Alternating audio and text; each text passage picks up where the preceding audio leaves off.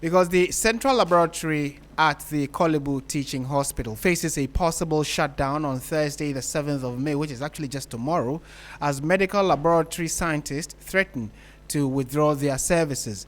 The action follows the alleged unlawful removal of their head of unit, a decision that triggered tensions between laboratory scientists and medical doctors at the facility.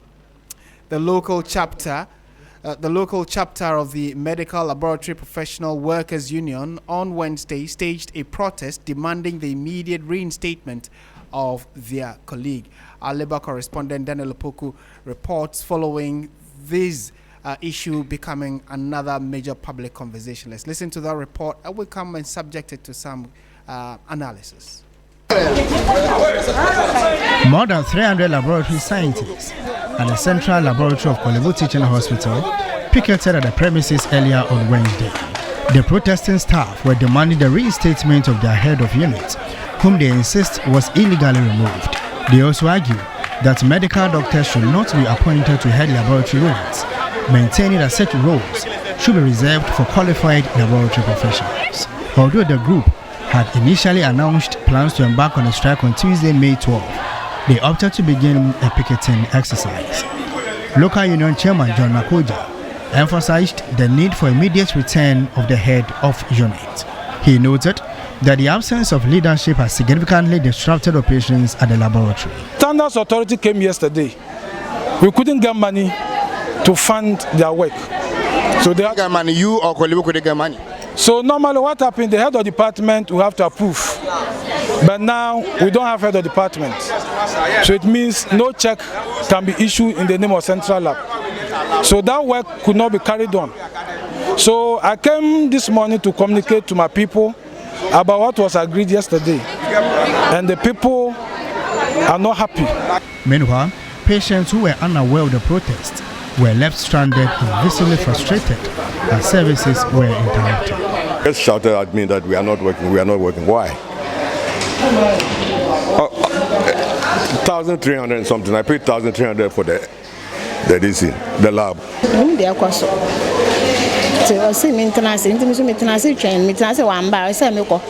I don't know what is happening, and they said I should sit here and wait. So if they don't come, why must I sit here? The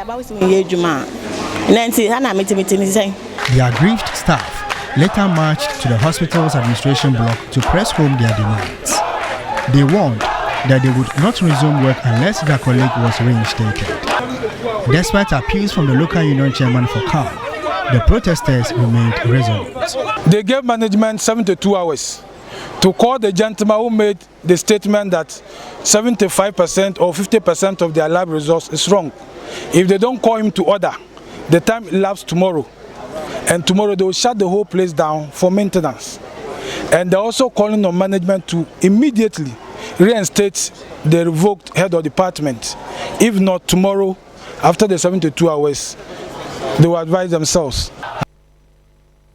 And you heard that report by Daniel Opoku, who is our Labour correspondent, updating us on what is likely to take place at the Korle Bu Teaching Hospital, where the Central Laboratory, we are told that the hospital is likely to be shut down. Now, the current standoff is rooted in a long-standing professional turf tension within Ghana's health sector over who is qualified to head the diagnostics unit. According to union sources, the head of the Central Laboratory was recently removed by hospital management, reportedly as part of an administrative restructuring. However, laboratory scientists argue that the decision violates established professional protocols and undermines their autonomy.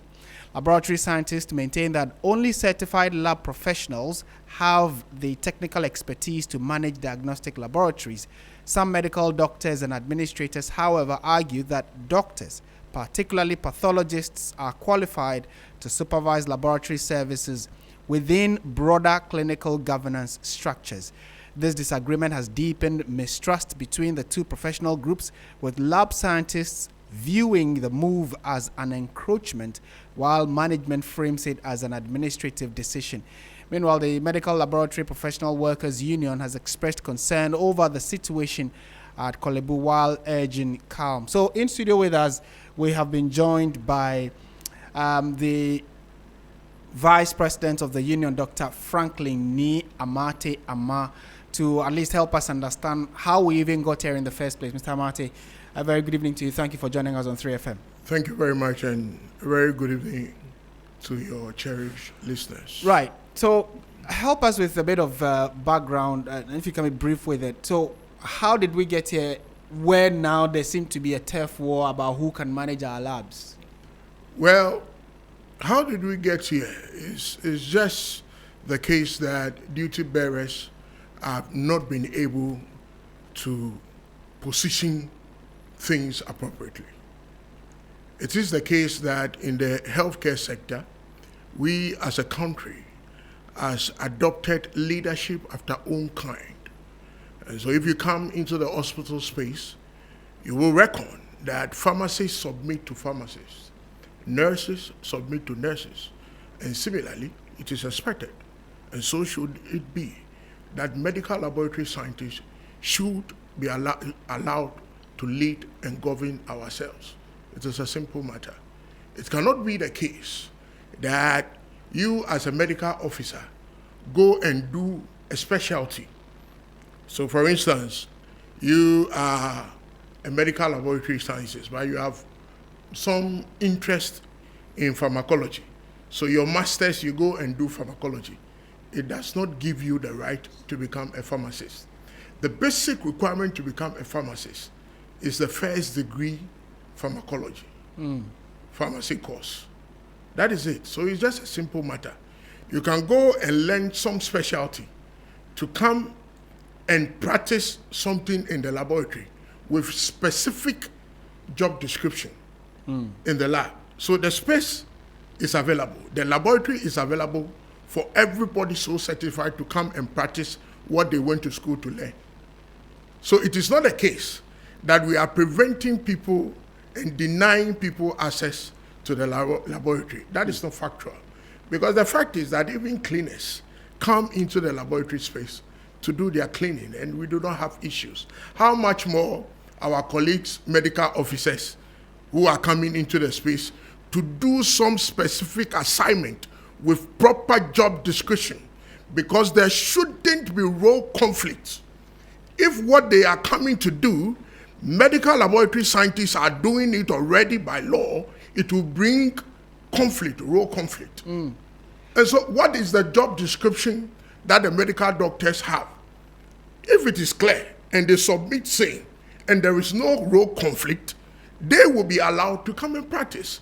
But they want to come on the certificate of leadership and management, that they have stakes to lead and manage in the medical laboratory space.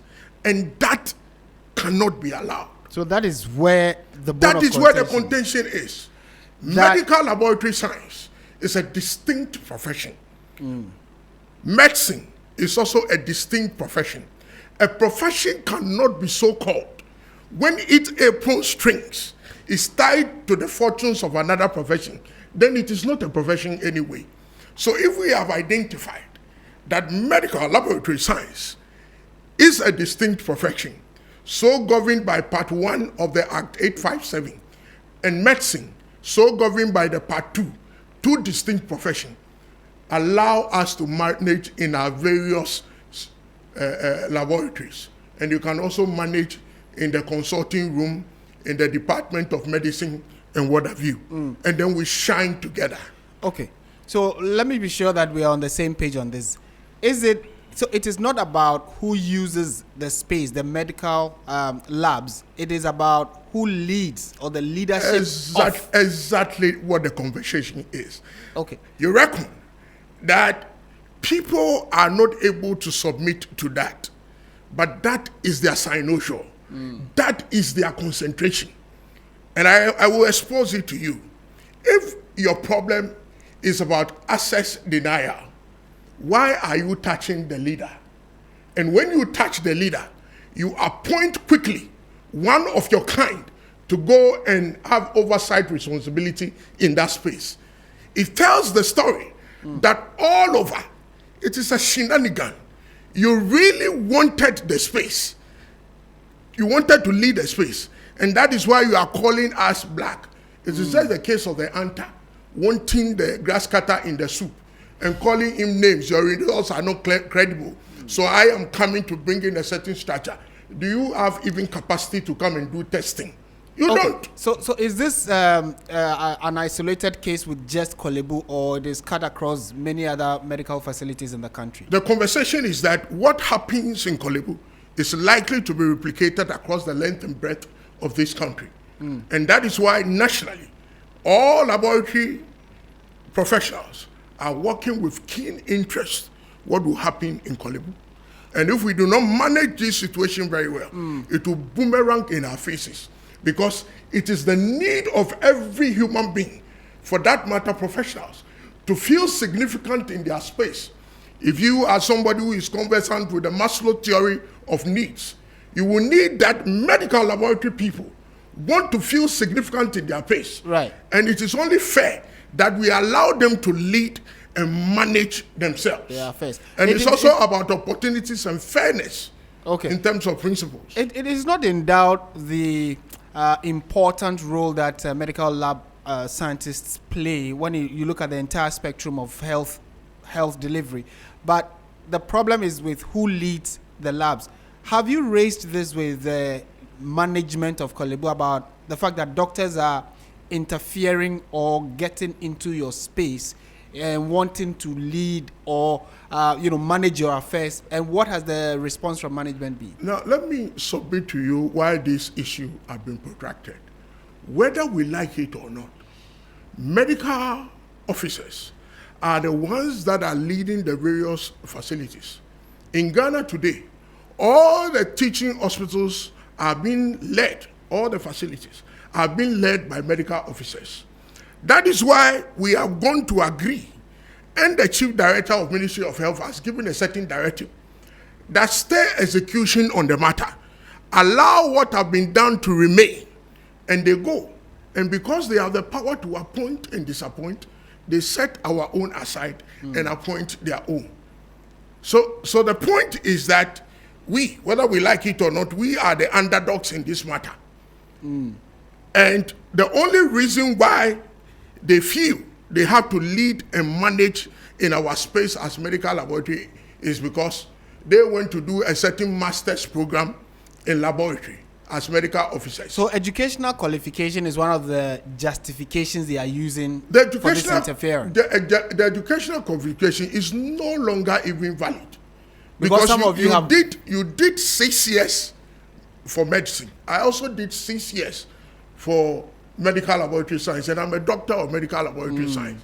And you see, you can pretend to understand medical laboratory science more than me, but that is fallacy. When subjected to proper scrutiny, you will find out you are wanting. Okay. Now, let me prove to you. If you want to know who really command the medical laboratory science, you ask yourself this important question. Can the laboratory function without the input of the medical laboratory scientists? No.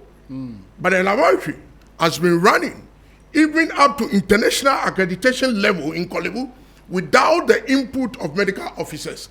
That should tell you that the core practitioners in the laboratory space, without any shadows of skepticism, is medical laboratory scientists. Right. Let's make progress and bring this conversation to an end. So how do we solve this problem? Clearly, it is a major problem and is likely to even cause the closure or the shutting down of a very important teaching hospital like Korle Bu. So we need to prevent that from happening. What kinds of responses have you gotten as a result of these agitations you've raised, and what has the Ministry of Health also told you regarding how they intend to solve this problem? Well, so yesterday we had extensive conversations at the Ministry of Health. And the directive is that we should all hold our guns, and leadership will form a competent committee to resolve the matters appropriately. But you can see that our colleagues in Korle Bu are disgruntled. Because why? You as the chief director, you gave a specific directive which has been flouted because they are in administrative position and they are exercising and exerting their authority capriciously. by setting our own aside. So you can see the revolt at Korle Bu right now. And we are struggling as national leaders to contain and manage the situation. But we will continue to do our best for cool heads to prevail. Today, if we have attempted to show up, we could even be lynched. You could see how angry they are. They are not interested in what we are going to achieve now. They say if somebody can set aside a chief director's directive, then they cannot trust the process. What is the way forward? The way forward is to ensure that if you have something to practice in the medical laboratory space, submit your job description. Let us ensure that there are no role conflicts, and then you come and practice what you have gone to school to learn, to the betterment of the patient. But understand that in the medical laboratory space, you cannot claim leadership there because you do not have the basic qualification. It is a principle for pharmacists, it is a principle for nurses, and it is a principle for even day medical doctors. It is a simple matter. Okay. Final question. We are told that there was a memorandum of understanding that was signed between the medical doctors and your good selves. Can you confirm that for us, and what are the next steps beyond this signing of an MOU? So with the greatest respect, what we signed yesterday, for now, could be regarded a lot of nothing. Why? If we have signed that medical doctors should be given access to go to the lab to practice, what are they going to practice? Furtherance to that conversation should be a competent job description submitted to ensure that there are no role conflict, and then we can engage our people that we can collaborate on the patient for the betterment of patient safety. Then they can work together. Then medical officers should also come quickly. They should learn quickly. They should wake up from their slumber. Okay. That where we have gotten to, medical laboratory scientists have also developed their capacity to lead and manage themselves. And so if they come in with a sole intention that they cannot submit to medical laboratory scientists, claiming a certain superior knowledge, as if when they go to school, what they learned, all the professors that taught them died in a plane crash, and that knowledge is not available to anybody, they should wake up quickly and learn quickly that today's medical laboratory professional will never submit to a medical doctor in that laboratory space. No, it will not happen. Okay, Doc, we thank you for bringing this situation, at least coming to give us a further explanation as to why we have gotten where we are. Let's see how we can resolve this matter amicably and pick the thought of a labor consultant, Dr. I beg your pardon, Austin Game. Mr. Game, I have made you a medical doctor by adding doctor to your name, but thank you for your time this evening. I'm most grateful. I'm sure this is a subject that you have followed for some time, where the medical lab scientists are saying that they cannot be subjected to another or an equal medical professional who, by virtue of being a medical doctor, should superintend over them, and that they have knowledge for this specific skill they give as a service to the value chain of health professionals. What do you make of the current situation, and how can we resolve it?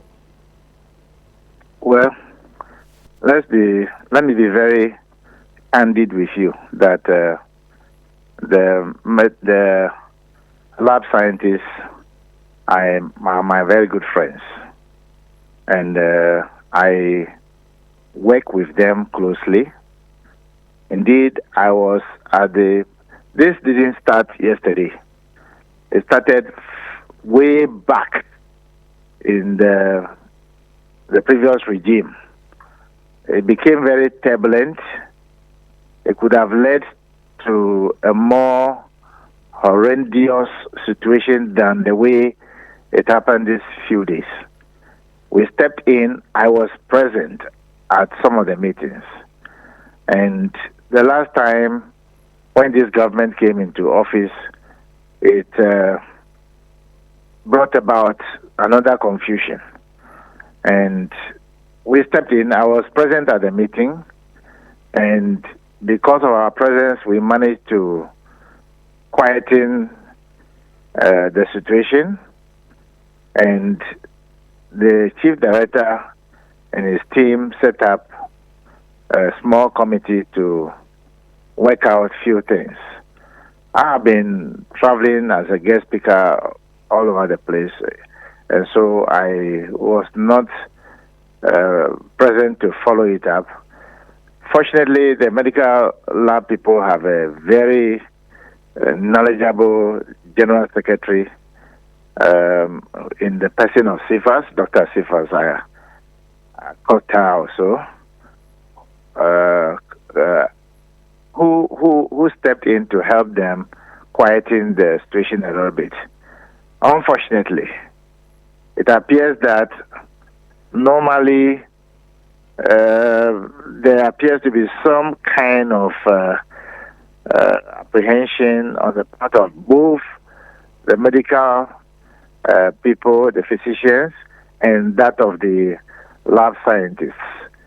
And therefore, this has come to a stage where they have to physically have a showdown. And some of us work behind the scene to prevent the thing from getting to, bad states in the interest of their customers, those who get sick and needing their support. And so a meeting was held, I think, 2 days ago or so, to try and put it to where it belongs.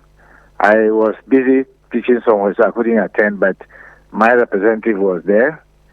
We tried to reduce the matter to the level where it is now.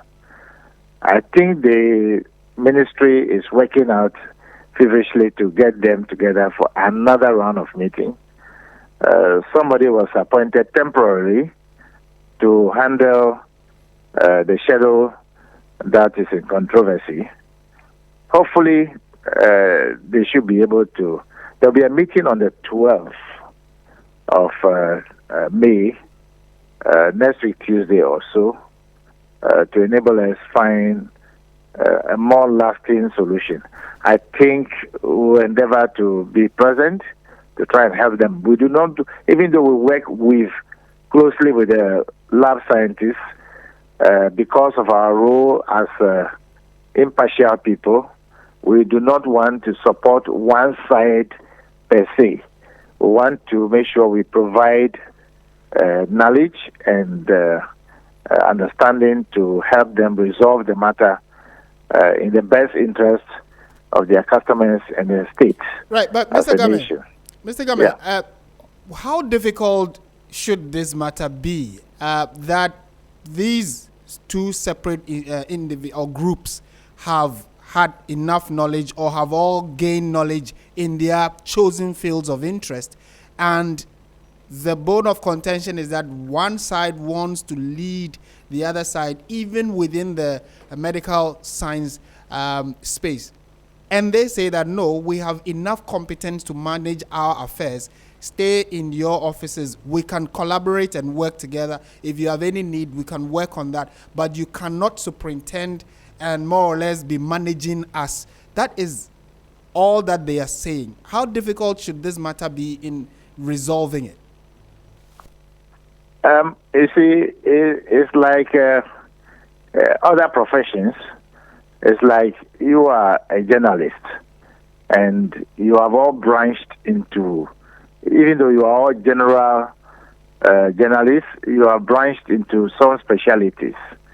And so that must be considered. And the employer has a major role to play. I'm talking about the state as employer who engage the services of people to be in charge of various departments and also as CEOs and chairmen of board and so forth and so on. You have to understand that all professions have some kind of professional ethics that must be abided by. And if you have your job descriptions and relationship, the organogram of the company showing who can be there, working in collaboration with Public Services Commission, they should be able to determine specifications that qualify people to head particular, and everybody has to progress. Doctors have their space. Doctors are not necessarily lab scientists, Right. unless you train in some specific aspect and you are capable and everybody can attest to it. A doctor is not necessarily a nurse. A nurse have a role they play, and they play it, to the best of their ability. And so everybody must acknowledge and know his space in the profession. Unfortunately, maybe the employers' direct representatives went and slept a little bit all these years past. It's now that this thing has, come up to the head and some effort, and they must do it well. That's why I'm speaking the way I'm speaking. I could have spoken in a more authoritative manner by way of saying it should be this and that, but that will be positional. And once I do that, it means I cannot sit between them and support them to bring about understanding.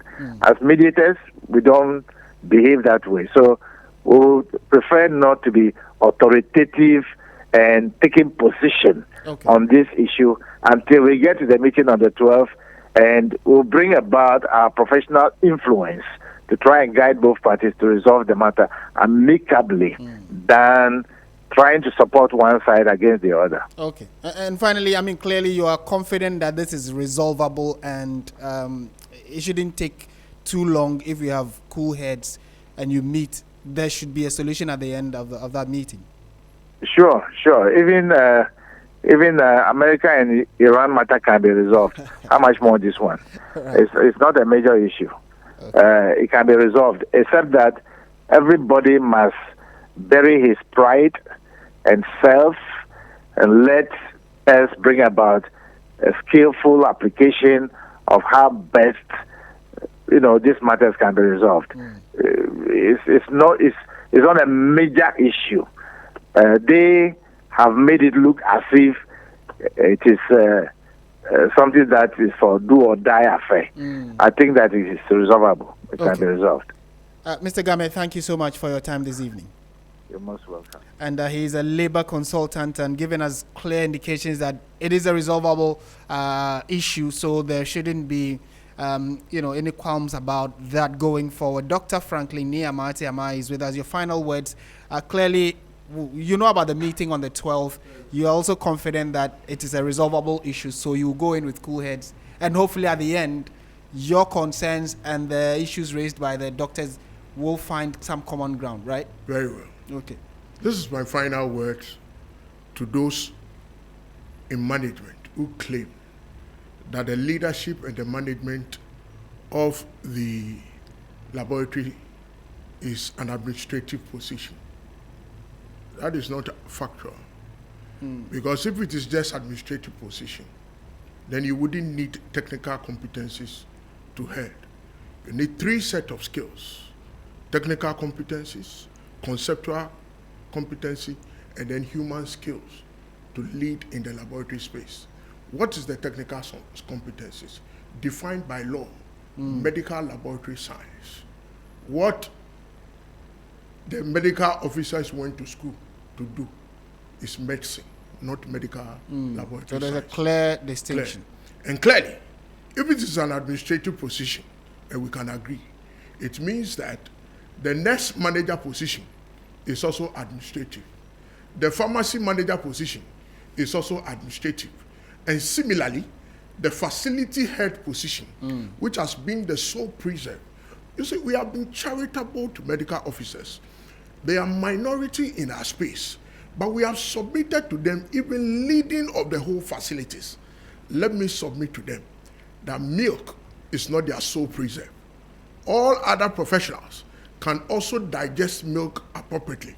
Okay. And so we at least deserve to lead and manage in the laboratories. Okay. If they insist that we have to open up all the spaces, let us as a country have conversation, open up all the spaces, and let core administrators lead and manage all of us. But if we identify that it's a prerequisite to have a technical skills, then let the principles apply. Okay. And let the law work. It is a very simple matter. All right. Doc, thank you so much for joining us in studio for this conversation. Dr. Franklin Ni Amatiama is Vice President of the Medical Laboratory. First Vice Chairman. You're the First Vice Chairman. First Vice Chairman of the Medical Laboratory Professional Workers Union. Thank you for your time this evening. This is still 3FM 92.7.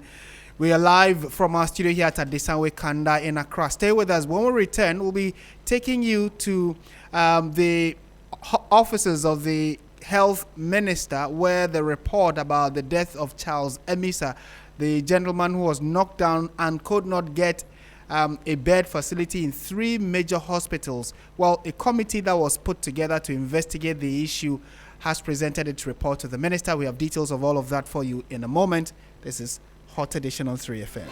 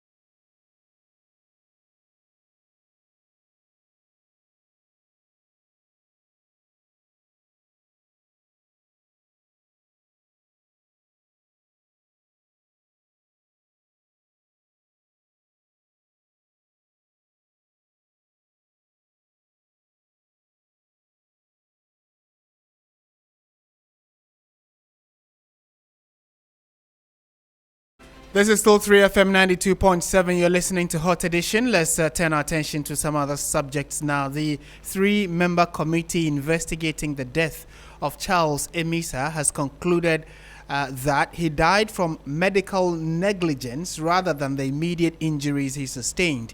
Chair of the committee, Ajiman Bedu Akosa, explained that the cause of death was excessive blood loss resulting from a severe injury in the upper arm, and the victim could have survived if timely medical intervention had been provided. There's more in this report. And the pathology confirms a slow death from medical neglect and was not from the instant trauma. What it means is that if at any of these facilities there had been medical intervention, Charles Amissah could have survived. Now the key findings. Charles Amissah died of exsanguination, excessive loss of blood due to an upper right arm bone and soft tissue injury, causing damage to the axillary and brachial arteries and veins following a road traffic accident. Death of Charles Amissah could have been avoided by medical intervention at the police hospital, the Greater Accra Regional Hospital, or Korle Bu Teaching Hospital. If the ambulance crew had applied compression on the laceration and packed the deep wound. Prior to transportation, they could have stopped the bleeding. They could also have administered intravenous fluids in the ambulance whilst moving. That would have restored the blood volume. And so that is Professor Agyemang-Badu-Akosa, who was the chair of the 3-member committee that was investigating the unfortunate death of Charles Amissah. Now, responding after receiving the report, Health Minister Kwabena Mintah-Kandor said that all the medical professionals who have been mentioned in the report will face disciplinary action.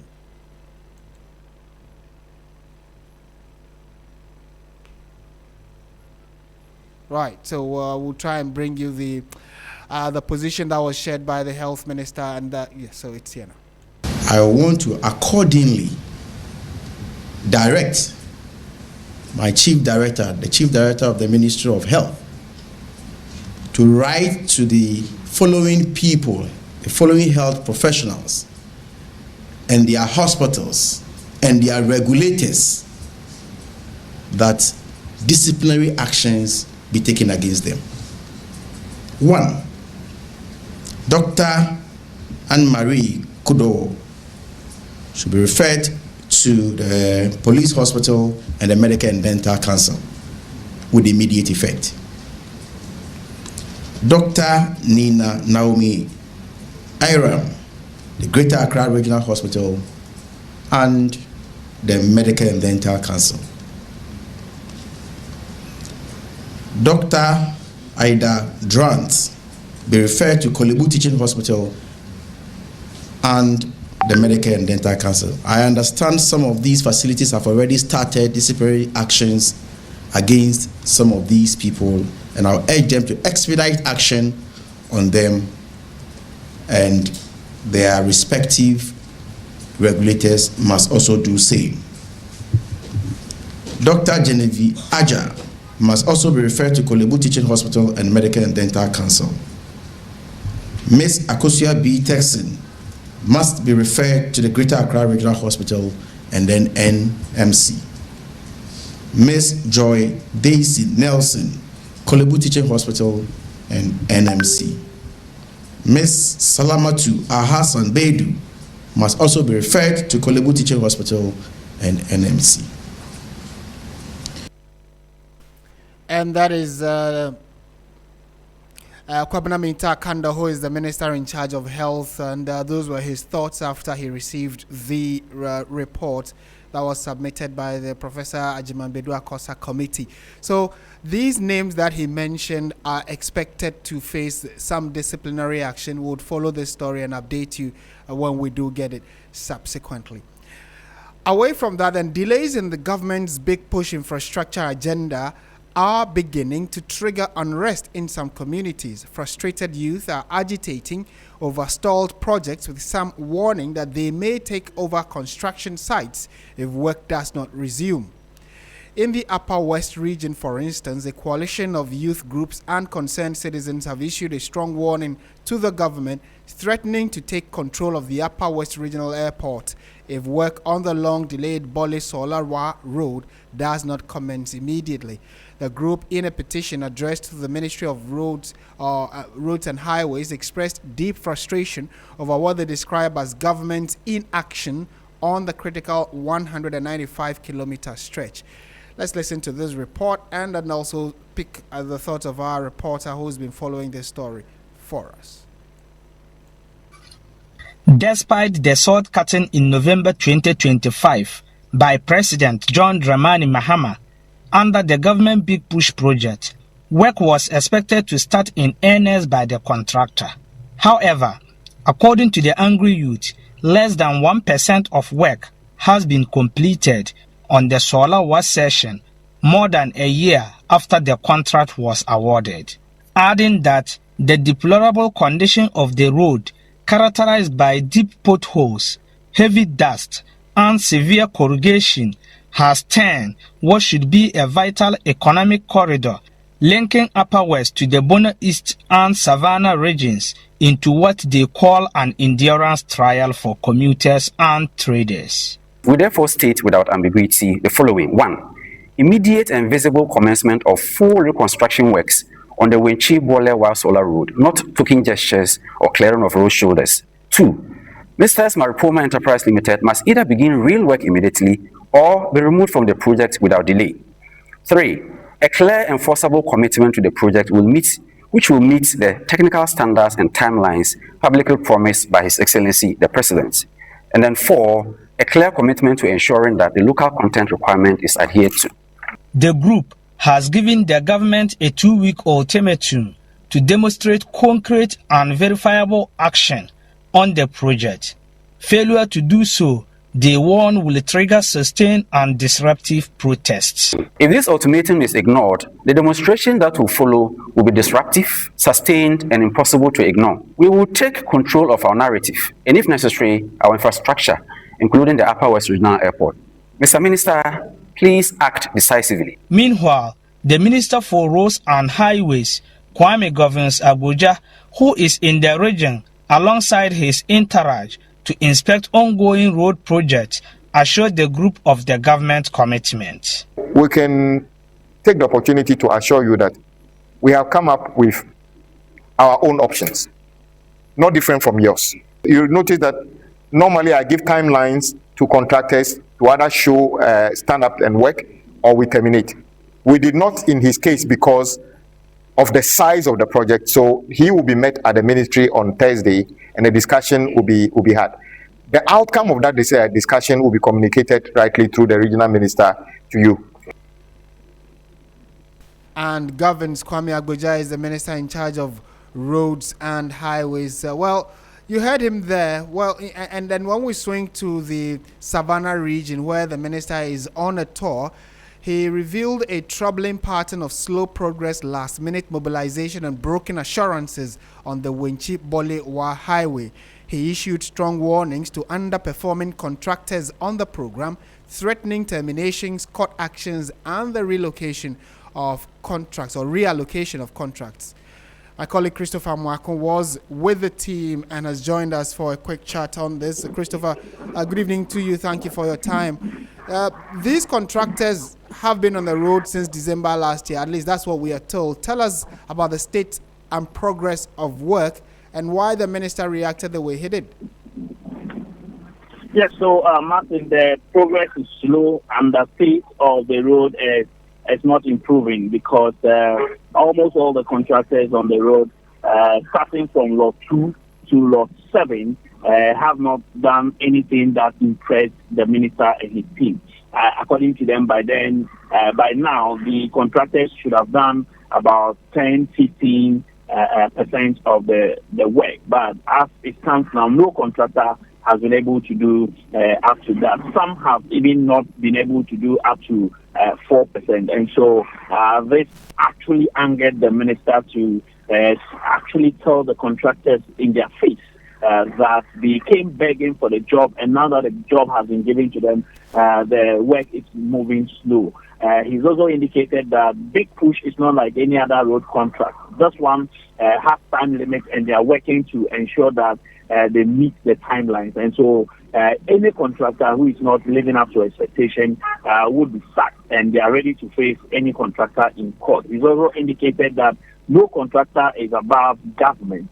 And once the big push is something that is a priority area for government, they are going to ensure that the contractors who are not doing their work are dealt with or their contracts are abrogated, especially those who have raised certificates and money advanced to them and they are not working. Let's take a listen to what the minister as well as his deputy have been saying about this particular road contract. So when we say they beg for it, of course, if you are just 50 chosen out of 5,000, you should know that there's a lot of expectation coming from your side. So we are expecting that this contractor backs up. My brother has already said 2 months is what they have. So Chief Director, issue them the first warning letter for performing less than our expectation I know we need to give them 2 before we terminate, but on big push, we are fast tracking everything. If the next time we come and they are not performing according to our schedule, we tell you to step aside. We bring somebody there. You can meet us at court. What the Ghanaian needs is that the Ghanaian, through their representatives in parliament, have put aside money to pay for big push contractors. As we are saying, the government was owing contractors a huge amount of money, almost 40 billion. The president directed the finance minister, we paid 12 billion to as arrears already. Project he did not award. He's also paid every big push contractor which has raised work certificate. And let me say, not every big push contractor raised certificate for mobilization. Some of them have also not raised any work certificate. Indeed, if you haven't worked, what certificate are you going to raise? So at the moment, we don't have money crisis that you say that contractors are doing big push project and they are not working because they are not being paid. And if the Ghanaian hears that you have taken mobilization or you haven't raised certificate yet you are not working, then what is your use on the site? Historically, contractors are used to working according to their own time. Maybe 99% of projects in Ghana never get completed on schedule, but with big push. We will not wait until the end. We'll take you out of the schedule so that we complete on time.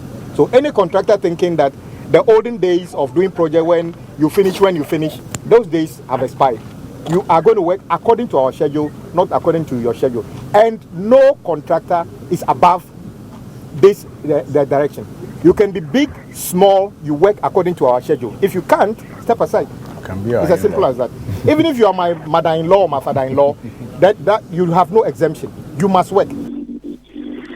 Well, yeah, so Chris, clearly it looks like the minister wasn't impressed at all. We also understand that on the back of that, some youth are planning some demonstrations. What kind of update do we have on that?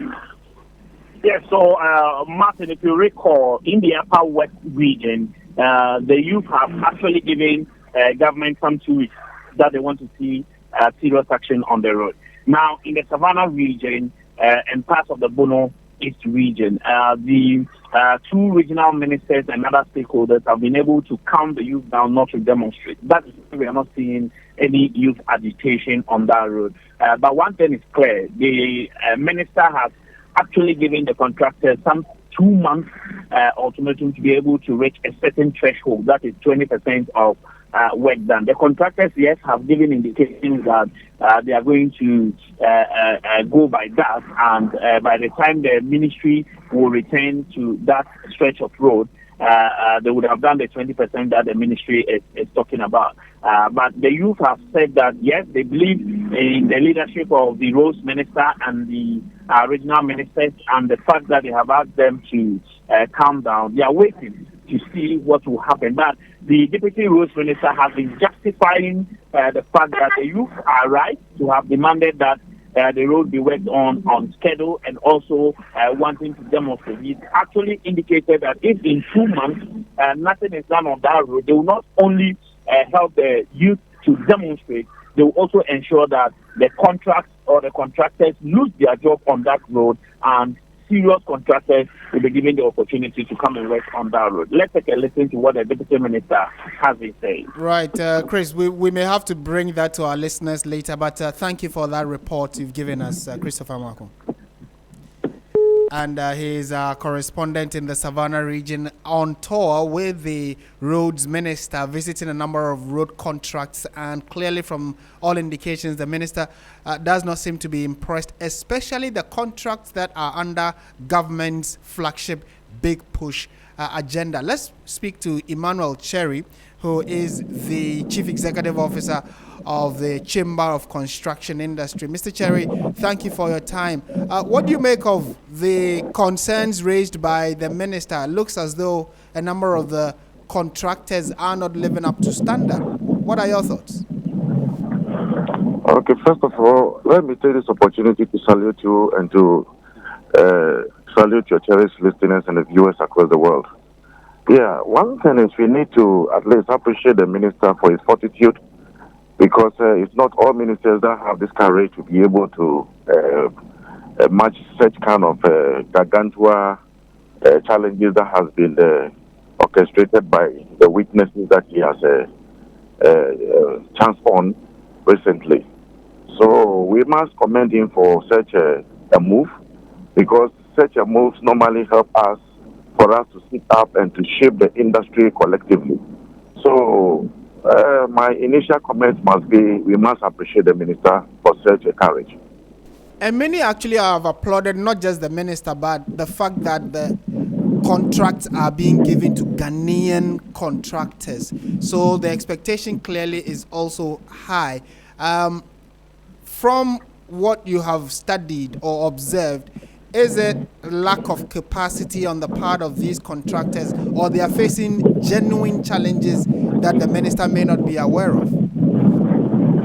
Not really. One thing is most of the contractors, some of the selected contractors that has been found in the web happens to be the giants within the industry as we speak now. So if we talk of capacity, they have much more than capacity we talk about here. However, there are other issues that we need to interrogate, because per our information, some of the contractors who have received this mobilization or the advanced mobilization the minister talked about, even though per the minister's records, money payment has been made, but the money hit the account and the money disappeared as a result of what? Government in heavily indebtedness to the contractors in the past. So any amount of money that drops into the account goes.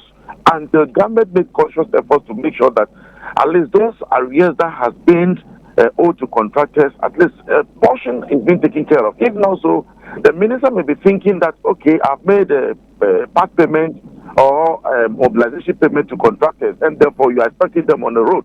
You'll be surprised that the money gets there, but they don't have the money themselves to mobilize to go to site, which means they need to look elsewhere to look for money.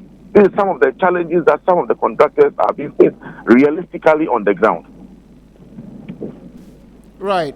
So, with the new ultimatum that the government has given, some we are told in 2 months they should do at least 20% of the contract.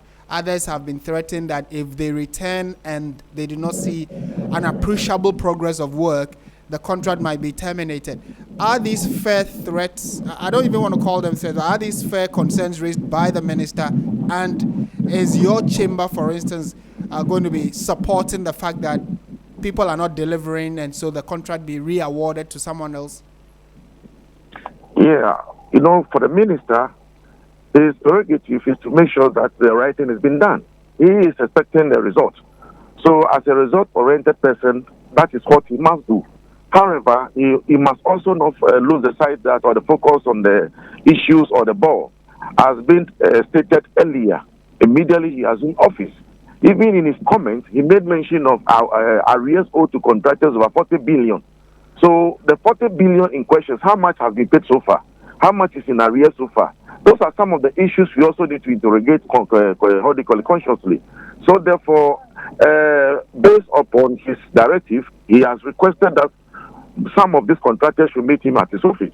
So we are also following suit accordingly and then make sure that the needful has been done. Because entirely the fault shouldn't come from to the contractors per se. We must interrogate the issues collectively and see what can we do and to make sure that these bottlenecks is being taken care of. Right. Well, we'll see how the coming days unfold. Thank you for making time to speak with us. The pleasure is mine. All right. And so that is Emmanuel Cherry. He's the Chief Executive Officer of the Chamber of Construction Industry. And that's it for our package this evening. Up next is the latest in the world of sports.